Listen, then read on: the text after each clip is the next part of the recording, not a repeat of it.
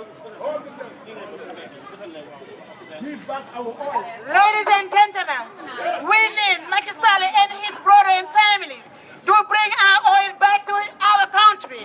Senegal is supposed to be a free country. Yeah. Senegal is supposed to be a democratic country. That's right. Now Senegal is not a democratic country. Yeah. We have one president, one leadership, one assembly, one justice. Everything is on Macky Sall's hand. We need him release for all the justice. We need our freedom because we're free since 1960. We need our freedom. Now Macky Sall get back Senegal to 15 years ago from now. Macky Sall is a dictator. Macky Sall is a dictator. Macky Sall is a dictator. Macky Sall is a dictator. We don't need no socialism in Senegal. Macky Sall is a dictator. Macky Sall is a dictator. Macky Sall is assassin. Macky Sall is a dictator. We need our oil back. Dama ne dañoo soxla Aliou Sall and his brother, the president of Senegal, Macky Sall. They take our oil from 90%. We need the 90% to be back to the Senegalese people. We suffer. The country, people are dying. They're suffering right now. People, they don't have no job, no school. Lépp dara baaxul Sénégal. Everything. He's the worst president we ever had in the world. Macky Sall, we need all the Senegalese people to be out, to protest for the freedom to our country. Macky Sall, dictator. Macky Sall, dictator. Macky Sall, dictator. Excuse me. Give back our oil. Give back our oil. Macky Sall, dictator. Give back our oil. Macky Sall, dictator. Give back our oil. Macky Sall, dictator. Give back our oil. Macky Sall, dictator. Macky Sall, dictator. Give back our oil. Macky Sall, dictator. Macky Sall, dictator.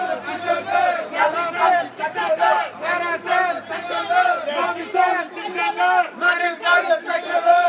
Give back our oil. Macky Sall, dictator. Give back our oil. Macky Sall dictateur. Macky Sall, dictator. Macky Sall dictateur. Macky Sall, dictator.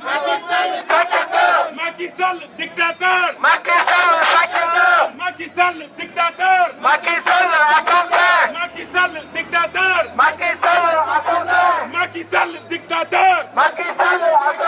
Macky Sall, dictator. Macky Sall dictateur. Macky Sall, dictator. Macky Sall dictateur. Macky Sall, dictator. Macky Sall dictateur. Macky Sall, dictator. Macky Sall dictateur. Macky Sall, dictator. Macky Sall dictateur. Macky Sall, dictator. Macky Sall dictateur. Macky Sall, dictator. Macky Sall dictateur. Marème Faye, dictator. Macky Sall dictateur. Marème Faye, dictator. Macky Sall dictateur. Marème Faye, dictator. Macky Sall dictateur. Marème Faye, dictator. Macky Sall dictateur. Aliou Sall, dictator. Macky Sall dictateur.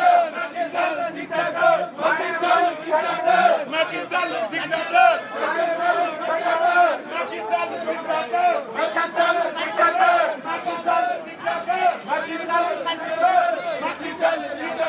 Macky Sall dictateur. Macky Sall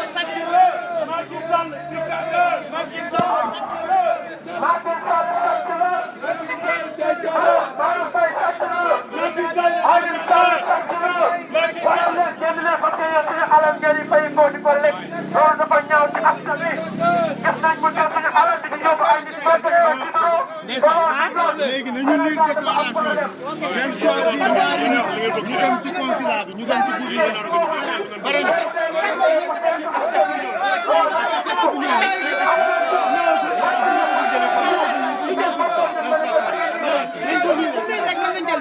na dañ ko lire ba pare après ñu kii ko Aliou Sall mbokk ak Marème Faye ak ñoom ak Ibrahima Faye ñoom Moussa Faye ba di sàkk suñu alal loolu du yoon waaw d'accord léegi nag alors bu ñu ñëw di protester wacc leen na wala fa ngeen wax dañuy protester am no bad business come on man you try to tell me let me do my job brother yeah Macky Sall is a bad man he's a dictator that's what we're here for we want everybody to come down to our head we fight for our country we fight for our honor we fight for our friend we fight for our law we don't have a justice we need justice no justice no peace no justice no peace no justice no peace no justice no peace no justice no peace no peace no justice no peace no justice no peace xam nga ni dafa ñaaw ngeen nekk ci association bi ngeen dugg fii ci consulat bi ngeen alors askan bi ngeen di lekk yéen traite ngeen di lekk ba pare ñu jël leen di leen yóbbu Makka ngeen koy tuddoo kon amu ci aju Makka parce que xaalis sa trésor bi lañ jël indi ko fii jël leen dee parce que lii yëfi naafeq la voilà Macky Sall dictateur Marème Faye dictateur Macky Sall dictateur Marème Faye dictateur Aliou Sall dictateur Ladies and gentlemen, we back everybody. Today is October 14, 2016. We have a bad president. Our president is stealing his population. He's a rough man. He's a dictator. We want everybody to know about our community, Senegalese community. We right here to protesting. Let you guys know our country is down now. Our president is the only thing we have. Let my brothers, Jacob, do your thing. Thank you. Maintenant, nous allons lire la déclaration de la coalition Wattu Sénégal. Le Sénégal va très mal. Macky Sall a été porté à la tête du Sénégal pour apporter des ruptures dont les Sénégalais avaient vraiment besoin. Il promit de les réaliser sous le sceau d'une gouvernance sobre et vertueuse. 4 années plus tard, force est de constater que le président Sall nous sert au contraire un chapelet de scandales économiques, ArcelorMittal, Big Togo, une dictature avérée, une patrimonialisation des ressources naturelles du pays et une confiscation des richesses du pays par sa famille.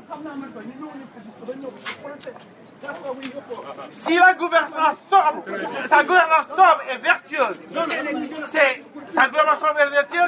c'est une centaine de ministres qui regroupent des membres de sa famille, ses courtisans, ses laudateurs et surtout les sbires de son épouse, la très puissante Marième Faye Sall. La gouvernance sobre et vertueuse, c'est aussi l'utilisation des moyens de l'État pour les activités de son parti qui est l'APR. Une confusion totale entre l'APR et l'État. Des limogeages, radiations fondées sur son niveau et son besoin de protection des individus, des activités criminelles, vols, détournement des deniers publics, etc.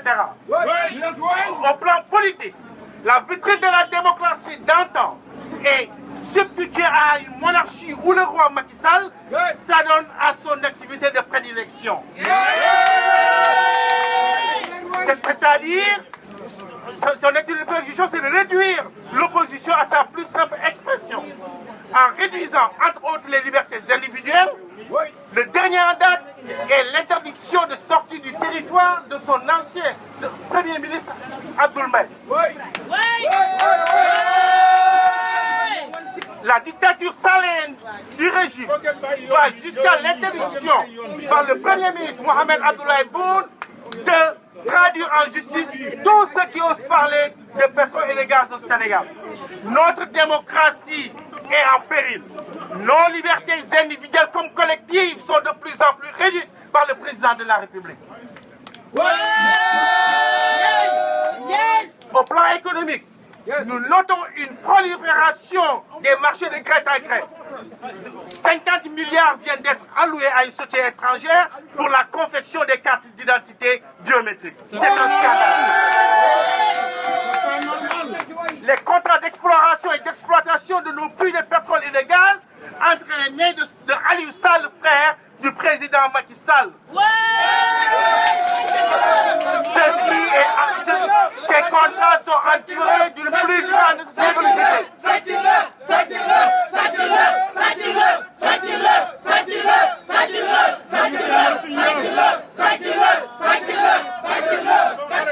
Nous, membres de l'opposition et de la société civile, vivant ici aux États-Unis, disons non au régime dictatorial du président Macky Sall. Non, non, non, non, non, non, non, non, non, non, non, non, non, non, non aux menaces du Premier ministre. Non, non, non au contrôle du pétrole et du gaz sénégalais par la famille Faisal. Non à l'injustice et à la dilapidation de nos deniers publics.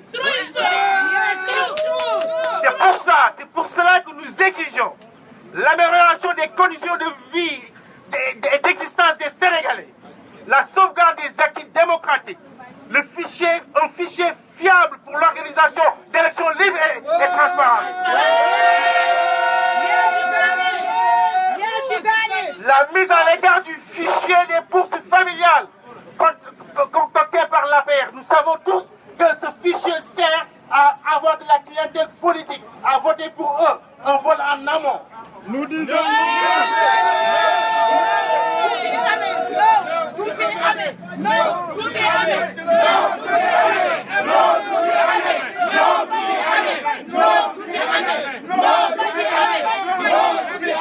Nous exigeons aussi l'exclusion de Daouda Diallo, le ministre de l'Intérieur, maire et responsable de l'APR du processus électoral. Ça, c'est une exigence. Nous disons non. Non.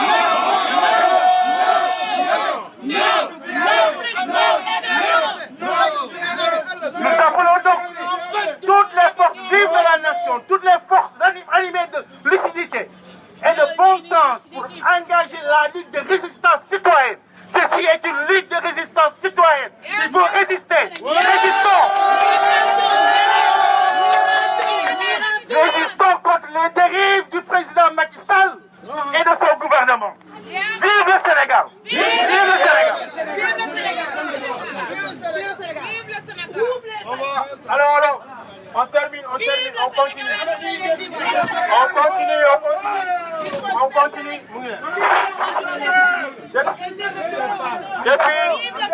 Depuis 1992, notre pays a connu des avancées démocratiques indéniables qui ont permis entre autres en 2000 et en 2012 une alternance paisible et incontestée.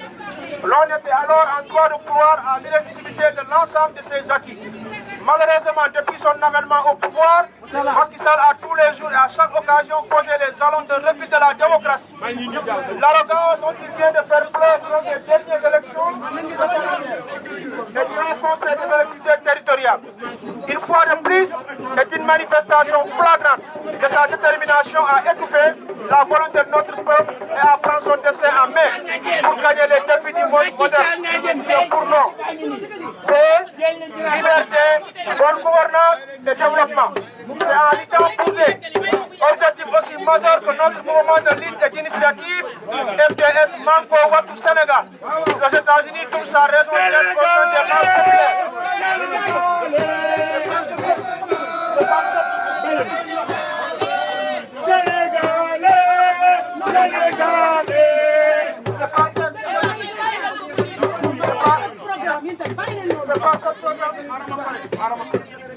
C'est parce que le dans de l'APR fait maintenir le pays en otage en lui imposant sa volonté. Après avoir prolongé notre pays dans la boue des 25 pays les plus pauvres. Sénégal yu ñor yi intéressé wuñu fal ndayu li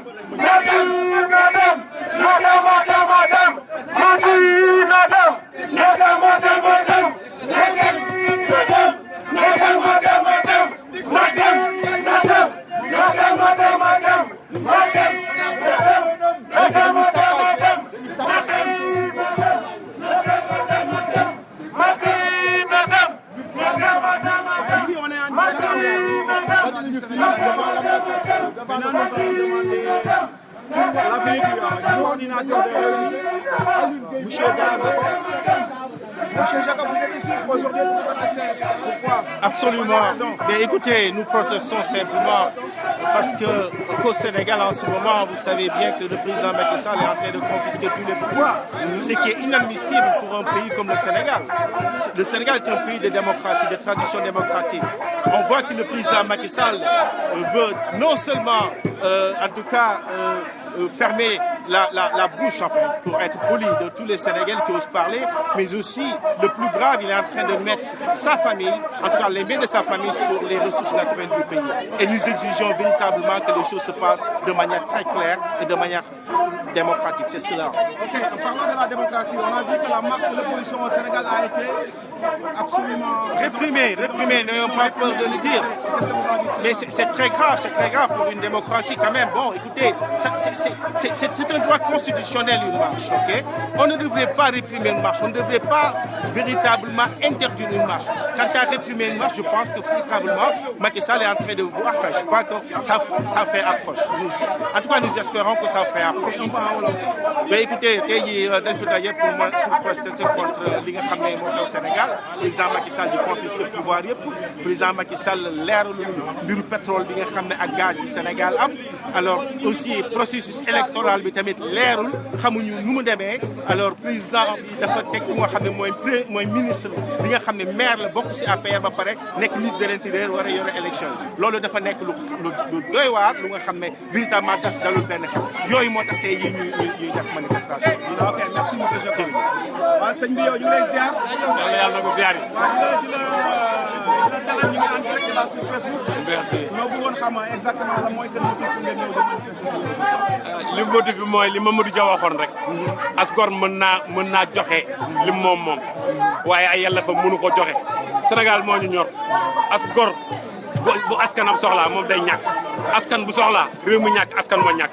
Sénégal tey jii maa ngi lay doon ñu ngi ci 7e mondial réserve gaz Sénégal xale wartu faa jàng mu bon Sénégal baykat wartu faa sonn immigration dafa war a jeex Sénégal dañu war a am beneen génération bu ko yor lii ñuy def nii jël alal ji akimoo ko moo lor Gabon moo lor yeneen réew mi du ñu lor ñun ay sénégalais lañu ñun ñooy sëtu Cheikh Anta Diop ñun ñooy sëtu Cheikh Ahmadou Bamba ñooy sëtu Mamadou Dia am na loo xam ne duñu ko nangu mukk du Macky Sall du maamam du baayam doonul réew mi ci baayam doonu ko ci maamam dañ ko fal.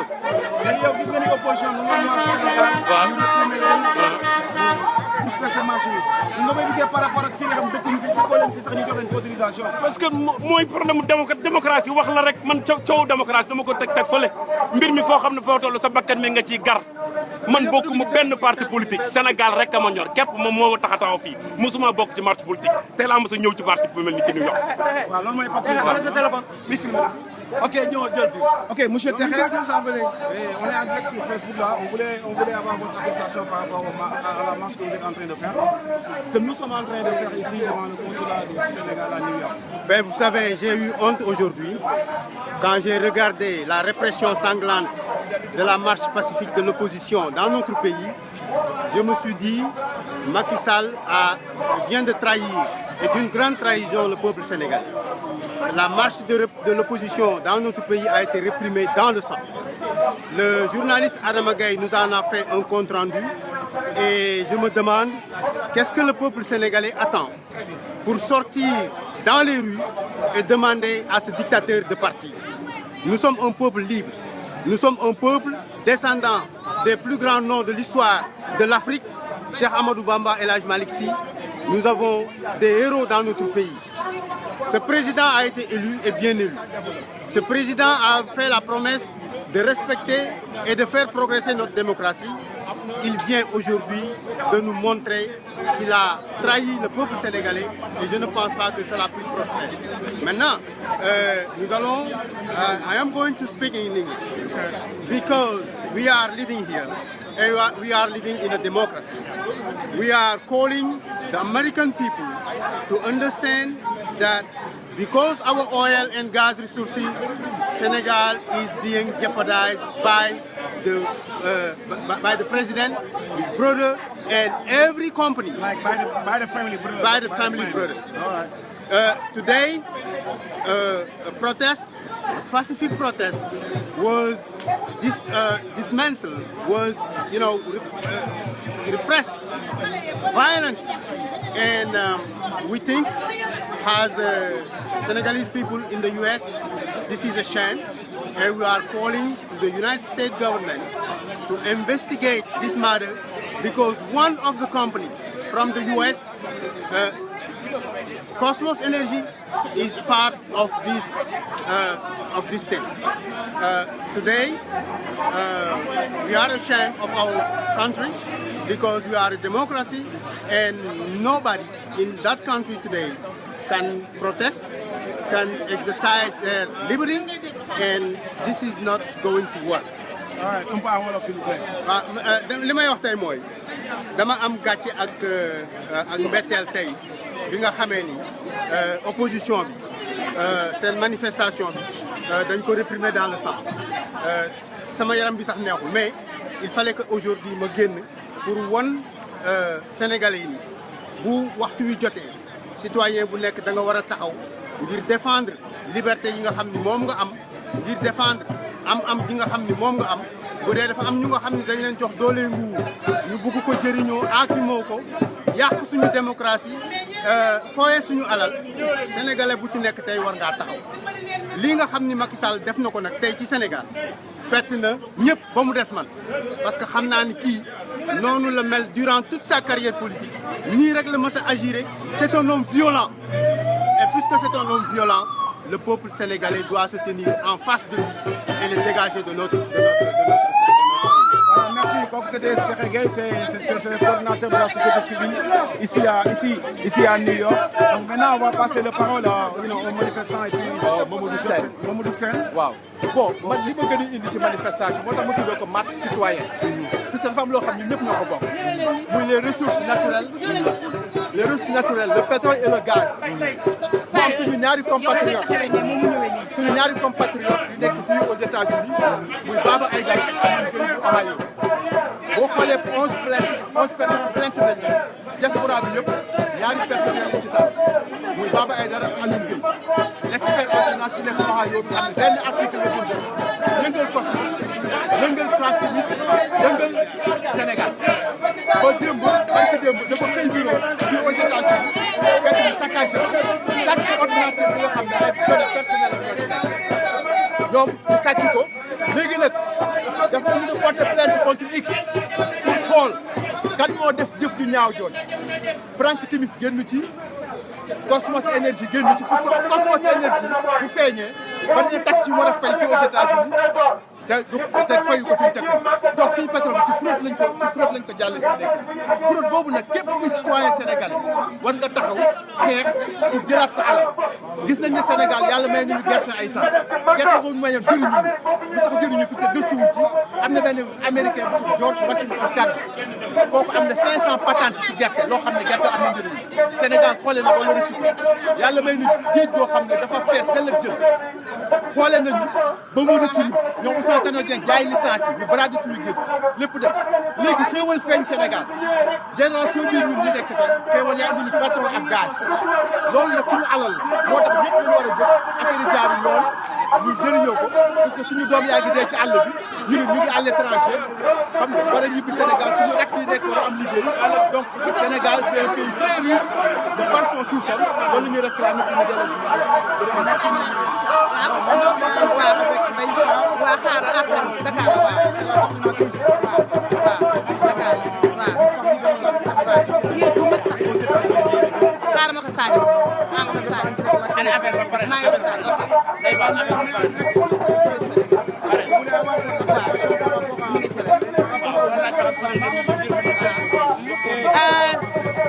Sadibou, I'm so scared right now. Why I'm so scared? Because this is the oil and the gasoline and the gold in our country. So each country, they have oil in Africa, they have a problem. They have a problem with who? With the Occidental people. And right now, we have to think about what's coming next, what's behind this contract. And the brother of the president, Macky Sall, who's getting our 90% of our share. We need our share back to the Senegalese people because we need it. We really need it. The people are suffering. The people are suffering very bad. People are not treated good in our country. And our democracy is going back to 50 years ago. So right now, today is a protestation in Senegal. But the president Macky Sall and his government, they fuck up people in the country. It's me like he say Senegal is a democracy, is a country of democracy. So now we think no, it's only one people, one president, one government who decide everything what people think. We don't have no freedom of speech right now in Senegal. Right now we're going back to before we have our freedom. So now Macky Sall, as the president who born in 1960, we was believing as a young president, he's the one who gonna change the Senegal to make all the younger generation to have knowledge, all the younger generation to be educated, all the younger generation to have a stabilized job. But no, with Macky Sall, it's not possible. Li may wax Sadibou lii rek la di ko wax sénégalais di ko wax ñëpp dañu am problème boo xam ne moo tax ñu ñëw taxaw fi ci buntu consulat bi di manifester mooy kan mooy président Macky Sall ak brodam Aliou Sall ak Marème Faye Sall ñu nekk famille boo xamante ni dañoo ñëw disappoint Senegalese people. Naka assembly, why they disappoint Senegalese people? Aliou Sall as a president, as a brother President Macky Sall, who's getting 90%? Who's getting 90%? I'm sorry. Aliou Sall bi nga xamante ne mooy frère Macky Sall mu jël 90% ci sunu oil ak sunu gaz for what? For what? For 40 million people.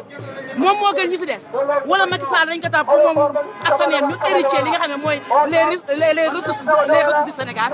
Non loolu la ñuy bañ te loolu la ñuy xeex Ablaye Wade ñoom dañ ko doon xeex ndax kan Karim Wade il était seul mais Macky Sall dafa ñëw encombré Sénégalais moom jabaram frère jabaram belle famille ñoom ñëpp ñu jël suñu ay ressources di ko foyee jël suñu ay liberté kenn du protester kenn du wax la naqade loolu la ñu bëgg mu dañ assemblée boo xam ne assemblée bu nul assemblée boo xam ne il n'est même pas capable jël daal di créé benn groupe parlementaire boo xam ne dañuy jóg pour enquête ci li nga xam ne mooy pétrole des gaz Macky Sall dafa war a génn mu wax ak sénégalais dafa war a génn wax ak sénégalais parce que moom moo yore parole bi moom moo signé contrat yi Aliou Sall sous couvert la mais Aliou Sall maa ngi koy xamal benn affaire dugg na ci goute boo xamante ni lu ko cay génn du yomb te Macky Sall il sera le premier président qui sera emprisonné avec sa famille loolu laa am lu may wax sénégalais merci beaucoup. message bi jàll na waaw. boole ci suñu des si lépp waaw lépp Ablaye Wade Karim Wade lañ doon jooy mais moom dafa ñëw foofee xale bi yëpp encombré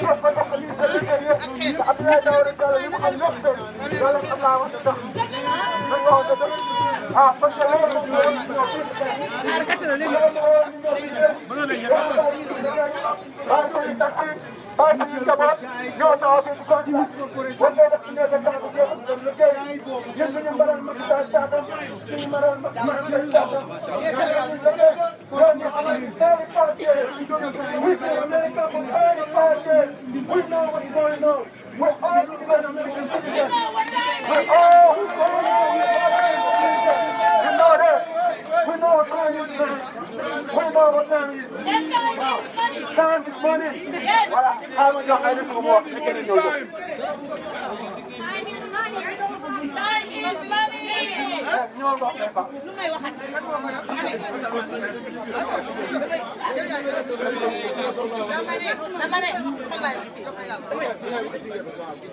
dama ne ngeen déglu ma yéen jigéen yéen laay wax dama bëgg kenn ku nekk fa nga dëkk ci Sénégal nga jéem a sensibiliser sa famille nga jéem a sensibiliser sa njaboot nga jéem a sensibiliser sa àndandoo yi dëkkandoo yi ñoom ñëpp ñu dem inscrire wuti carte électeur ku dem wuti carte électeur da ngay registré ci liste électorale bi ku dee wuti carte électeur pare ngeen dem seen yoon ñaari liste benn bi boo amee carte d'identité soo registré wu ci liste bi doo mën a voté te ji yaakaar naa ne voté jëlewu leen fi il faut ñu wàcc ci mbedd bi di ko defal ngay ñëw bu dee bu jël waa Sénégal nag ñu doon manifester ñoom ñoo lancé message bi mooy ñoom dañ leen a bëgg a jënd jaam takk leen jéng leen bëgg leen a privé seen liberté dañu bañ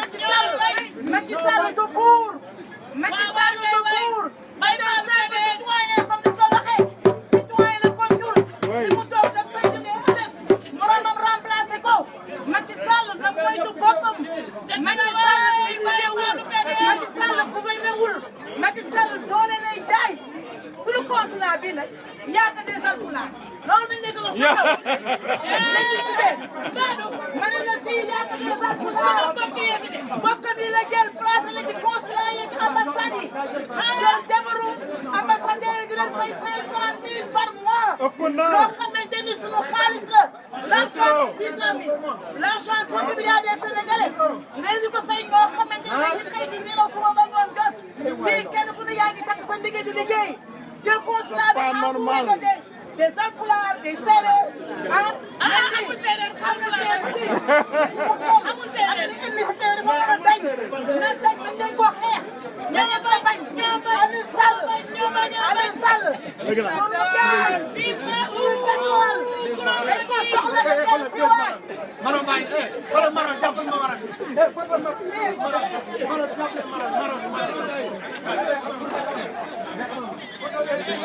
man il faut ma dem parce que damay